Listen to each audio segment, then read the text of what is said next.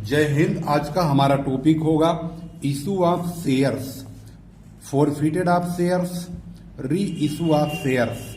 बहुत दिनों से बच्चों की ये डिमांड रही है कि MCQ based issue of share की प्रॉब्लम आखिर आप क्यों नहीं सॉल्व कर रहे हैं। तो आज आपके सामने issue of shares, forfeited and re issue of shares की प्रॉब्लम हम लेकर आए हैं। पहले हम इसमें बेसिक चीजें क्लियर करेंगे, जिसमें आपको ये समझना होगा कि हम शेयर फॉरफिट किस प्रकार से करते हैं और उसको जो हमारे एमसीक्यू में शामिल किया जाएगा आखिर वह किस टाइप के प्रश्नों को सबसे ज्यादा रखा जाएगा, जिसका कि आपको बहुत ज्यादा मात्रा में समझना बहुत जरूरी होगा।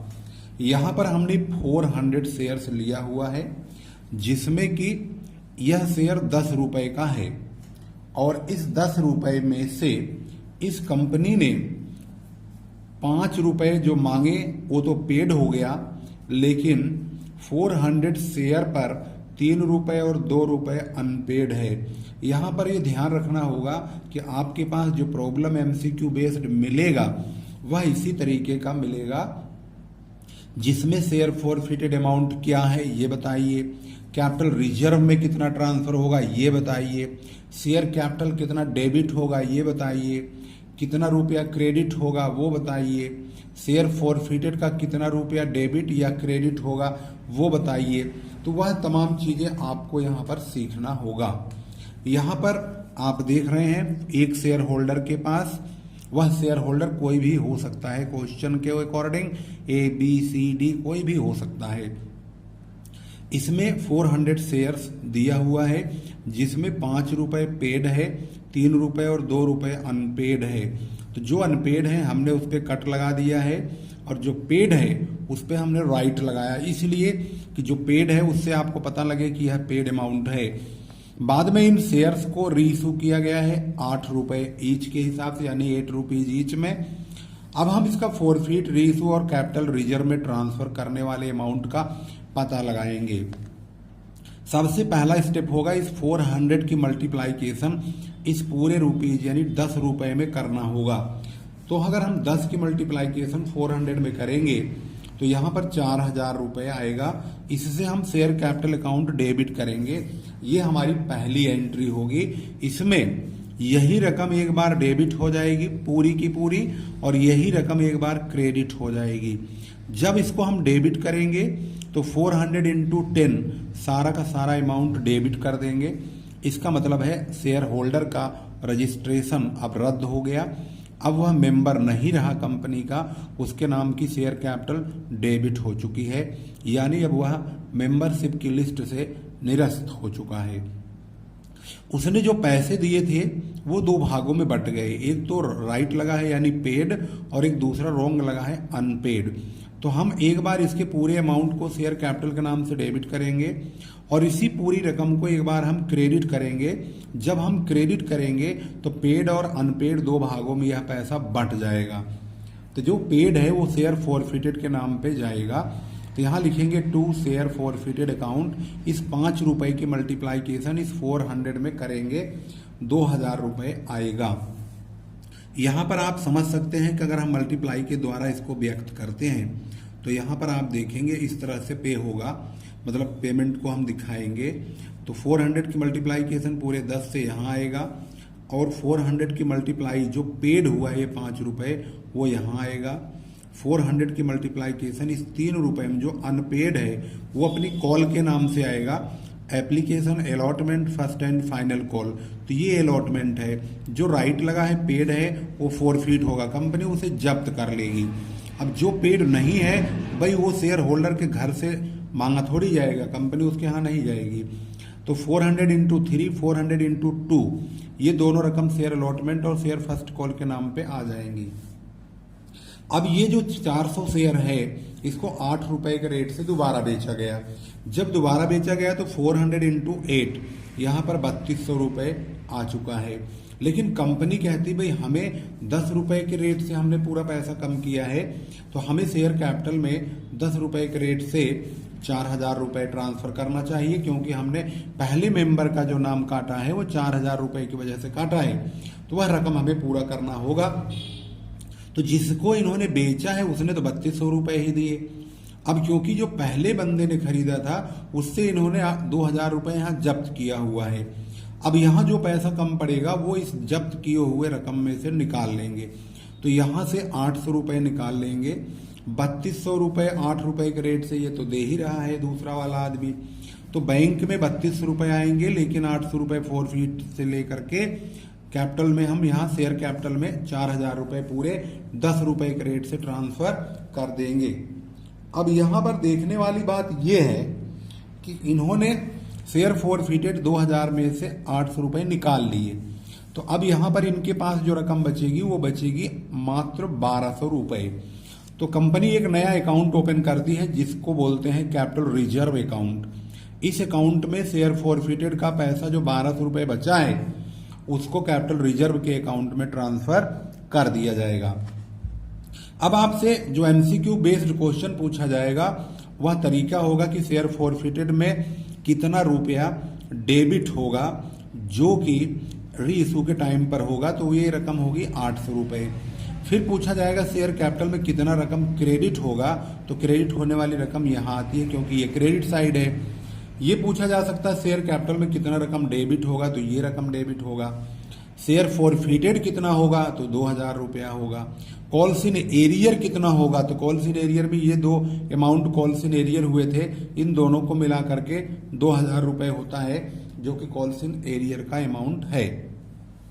इसमें आपने सीख लिया कि 400 शेयर इन्होंने रीइशू किया है, 400 फोरफीट किया है, 400 शेयर के ही रकम कैपिटल रिजर्व में ट्रांसफर हुआ है।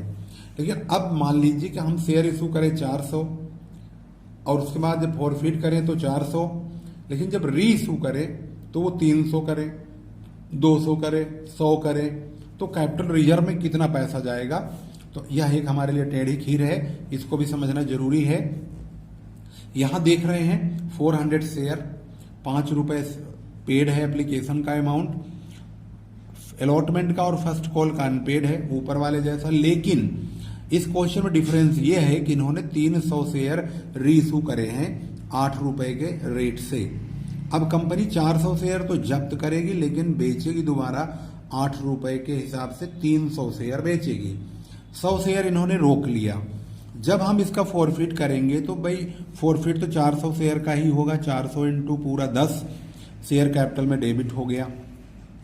अब शेयर फोरफिटेड में जाएगा 400 इंटू 5 जो राइट है 2,000 रुपए, जो रोंग है यानी कि अलॉटमेंट का पैसा और फर्स्ट कॉल का पैसा नहीं मिला तो अलॉटमेंट और फर्स्ट कॉल के पैसे ऐसे लिख दिए जाएंगे 1200 और 800 जैसे ऊपर लिखा था।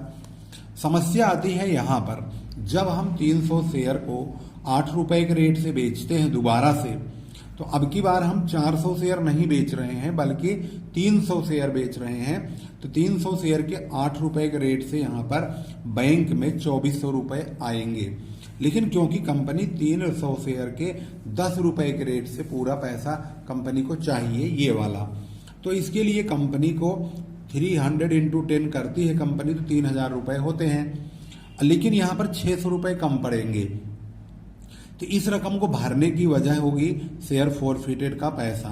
तो यहाँ पर हमने जो जब्त किया हुआ है ये 2,000 रुपए, तो इसमें से हम लेंगे।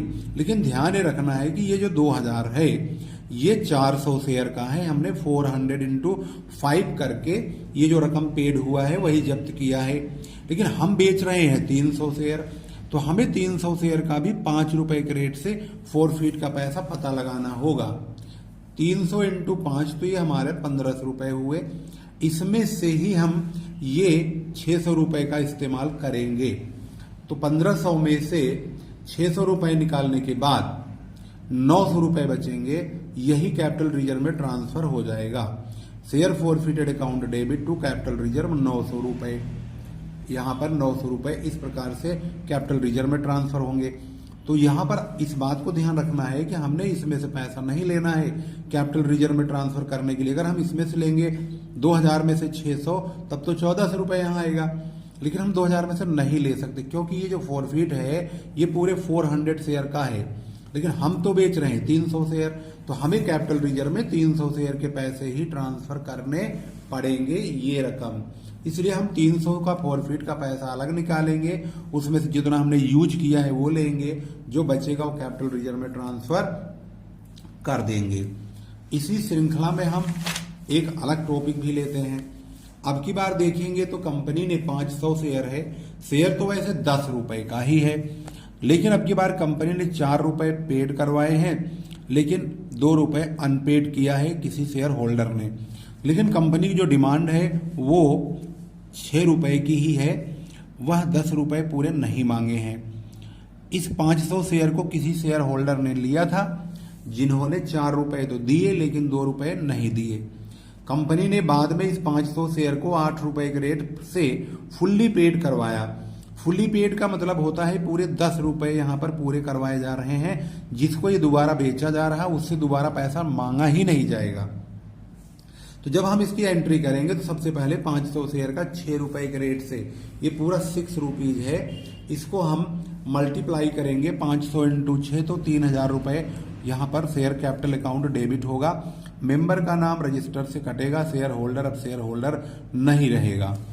500 शेयर के 4 रुपए के रेट से जो पेड है वो फॉरफिट में जाएगा 2000 रुपए, और जो अनपेड है ये 2 रुपए के रेट से 500 इंटू 2, ये शेयर अलॉटमेंट का पैसा है, यहाँ पर 1000 आएगा। अगर कभी क्वेश्चन में यहाँ पर अलॉटमेंट का नाम नहीं दिया जाए, ये बोला जाए कि 6 रुपए में 4 रुपए पेड है बाकी अनपेड है, तो इस रकम को हम कॉल्सिन एरियर के नाम पे लिख देंगे। अब ये हो गया डेबिट क्रेडिट बराबर। अब इन्होंने कहा कि हमने भाई 500 शेयर 8 रुपए के रेट से दोबारा बेच दिए हैं फुल्ली पेड में, तो 500 इंटू 8 हमारे बैंक में 4000 रुपए आएगा।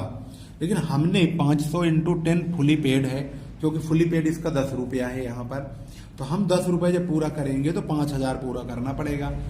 हमें यहाँ पर 1000 की कमी पड़ेगी फुली पेड पर मतलब करने के लिए, तो 2000 में से हम 1000 रुपए निकाल लेंगे।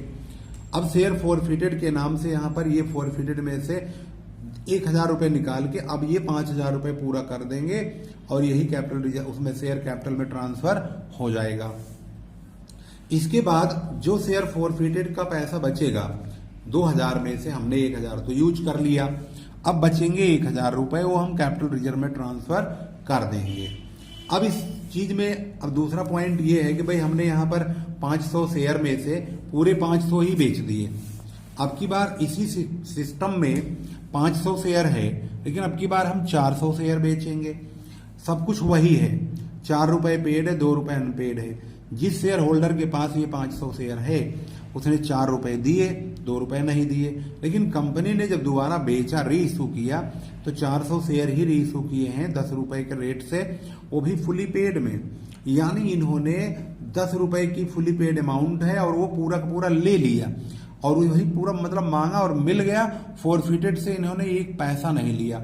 इसका मतलब साफ है कि फॉरफिटेड का जो पैसा बचेगा वो सीधा कैपिटल रिजर्व में चला जाएगा, लेकिन 400 शेयर का, इस बात को ध्यान रखेंगे। तो यहाँ पर 500 इंटू 6, 500 की 6 में मल्टीप्लाई करेंगे, शेयर कैपिटल से हम डेबिट करेंगे 3000 रुपया, और शेयर फॉरफिटेड में राइट वाला पैसा जाएगा 500 यानी 500 इंटू 4, यहाँ पर 2000, और शेयर अलॉटमेंट का पैसा है ये वाला, इन दोनों की मल्टीप्लाई करेंगे 1000। तो 500 इंटू 4, 500 इंटू 2, 500 इंटू 6। अब हम बेच रहे हैं दोबारा 400 शेयर 10 रुपए के रेट से। 400 इंटू 10 तो 4000 रुपए हमारे पास आया, और हमने वही पूरा शेयर कैपिटल में ट्रांसफर कर दिया। अब हमारे पास शेयर फॉरफिटेड का पैसा जो कैपिटल रिजर्व में बचेगा वो कितना रुपया बचेगा। इसके लिए हमें देखना होगा कि हमारे पास जो ये फॉरफिटेड का पैसा है ये 2000 रुपए का है। ये जो 2000 है ये 500 शेयर का पैसा आया है, 500 इंटू 4 यानी 500 इंटू 4 करके आया है। अब हम बेच रहे हैं 400 शेयर, तो हमें 400 का यानी इस 400 का भी मल्टीप्लाई 4 से ही करना होगा, और इतने शेयर का फॉरफिटेड का पैसा पता लगाना होगा। तो 400 इंटू 4 करेंगे तो 4 चौक 16, 4 4 जा 16 यानी 1600 रुपए हमारे फोरफिटेड से कैपिटल रिजर्व में ट्रांसफर हो जाएंगे, क्योंकि हमने 1600 में से 400 इंटू 4 1600 में से कुछ यूज तो किया नहीं, क्योंकि जिससे मांगा था उन्होंने पूरे पैसे दे दिए। तो ये हमारा 400 इंटू 4 पूरा बच गया, ये पूरा का पूरा कैपिटल रिजर्व में ट्रांसफर हो जाएगा। यहाँ पर हमने आपको 4 प्रकार के टॉपिक को क्लियर किया है। पहला टॉपिक इस टाइप का था और दूसरा टॉपिक इस टाइप का था। इसमें 400 शेयर थे, पूरे 400 रीइश्यू किए गए। इसमें 400 शेयर थे लेकिन 300 रीइश्यू किए गए। इस वाले टॉपिक में 500 थे, 6 रुपए मांगे गए, यानी कुछ पैसे मांगे गए, कुछ रोक लिए गए। उसमें कुछ पेड है, कुछ अनपेड है, लेकिन पूरे रीइश्यू किए गए। लेकिन इस वाले में 500 है, 10 रुपए के रेट से 6 रुपए में हमने 4 रुपए पेड किए हैं, 2 रुपए अनपेड करवाए हैं। तो अब की बार हमने पूरा का पूरा रीइश्यू नहीं किया, हमने 500 में से 400 ही रीइश्यू किया है। तो इसके बाद इसका कैपिटल रिजर्व भी हमने यहाँ पर बता दिया। अब ये कंप्लीट हो गया है। अब हम इसका जो है अगली वीडियो बनाएंगे, तो उसमें आपको इस स्वाति रिफ्रेशर का जो MCQ है इशू ऑफ शेयर का समझाएंगे। उसमें बहुत सारे प्रकार के क्वेश्चन है, जिसमें डिस्काउंट पर इशू करना, प्रीमियम पर इशू करना, और उसके बाद एट पर इशू करना, और फिर फॉरफिट करना, मतलब अलग अलग तरीके के क्वेश्चन हैं। हालांकि अब मैंने यहाँ पर आपको बहुत अच्छी तरह बेसिक क्लियर कराने की कोशिश की है। बाकी हम आपके सामने क्वेश्चन ले आएंगे अगली वीडियो में, तो वहाँ आप जरूर देखिएगा।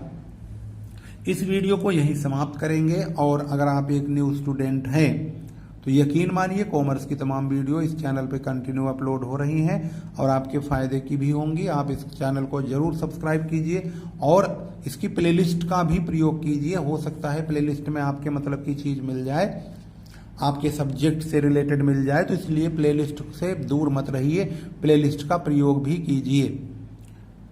यह जो हमारा आज का टॉपिक है ये बीकॉम फाइनल के लिए बहुत ज़्यादा इम्पोर्टेंट है। MCQ based problem BCom final के लिए इसी प्रकार से पूछी जाती हैं और हम उसमें बहुत ज़्यादा आश्चर्य में पड़ जाते हैं जब हमारे सामने क्वेश्चन आता है। वैसे हम बड़े बड़े क्वेश्चन कर लेते हैं, लेकिन जब MCQ वाले क्वेश्चन आंखों के सामने आते हैं तो वह हमारे लिए बिल्कुल चक्कर आ जाता है, ऐसा महसूस होता है। इसलिए मैं उम्मीद करूंगा कि आपको ये वीडियो अच्छी लगी होगी। आप वीडियो जरूर शेयर करेंगे और यहाँ पर इस वीडियो को समाप्त करेंगे और अगली वीडियो हमारी आपकी मुलाकात दोबारा होगी। तब तक के लिए नमस्कार, जय हिंद, जय भारत।